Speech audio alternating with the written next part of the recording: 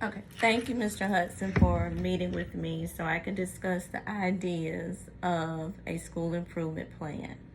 I would like to hear your concerns or ideas to see how I could best help this year in working with you as my mentor to establish a plan so that we could help the students here at Sarah Smith. So I think one of the major things that we have to address this year is our subgroup performance. Okay. When you look at our subgroup performances, and I really don't like using the word subgroup, so I will say cohorts. Okay. But people do use subgroups. Okay. When we look at different cohorts of students, there are huge gaps. In particular, when you look at our black students here, they are scoring 15, 20 points below in some areas, and when we look at literacy and math, those are two of the areas that are extremely important where they're scoring below. And so it would be great if your project that you're working on, your improvement project, could look at the subgroups of students that are in the school or the different cohorts of students that are here in the school, and in particular our black and Hispanic students. But if you're going to narrow the scope, we could choose which one would work best, and we could choose the subject, which I'm looking at literacy, and embedding some of the readers or leaders strategies from the state. Okay. And some different ways of looking at it, like just being inventive, innovative, coming up with some different ways that we can get those students some more help at the school while they're here, even if we use before school or after school or some lunches or things of that nature. Okay, I do appreciate you saying trying to incorporate looking at potential ideas before or after, as well as continuing to see what best works for them with their schedule. So that is good because that's probably something flexible I could do being between both campuses just to see.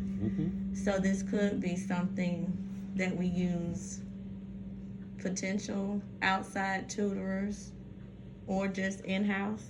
Definitely, I would look at potential outside tutors to give them that extra bit of support. So in the morning, we have about 30 minutes when they're just arriving to school. That if we're intentional about using that with maybe some tutors, maybe look at North Atlanta High School because those students have to have their volunteer hours. Okay. And I do know an English teacher over there too. Okay. I mean, that I could partner with, which would be really good. Okay. Perhaps also looking at some college students and that are in education, help build their resume, True. Give them some experience, and so it'll be a mutual benefit for both of us. I know we have a parent from Clayton State University. Yeah, I'm familiar with Clayton. And we also have a parent from Spelman. Okay. Well, no, I'm sorry. She was at Clark and then she moved over to Morehouse. So maybe if we could touch bases with them and see if they can get us make a connection for us to get some tutors in maybe once or twice a week and see how we can use those students to support our children and help improve their growth.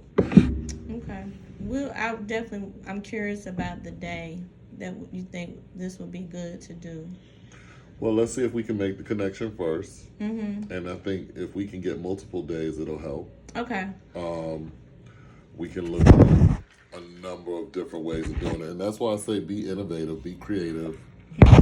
Sky's the limit as far as what you can do. If you think of something that you feel is really going to work, let's just take a look at it and pull that together with the tutors and see what else we need to do to help the students grow. Okay. It can only benefit them. Yeah. Okay. I definitely, I've looked at our subgroups, so I am interested in helping all of them since I teach all of them.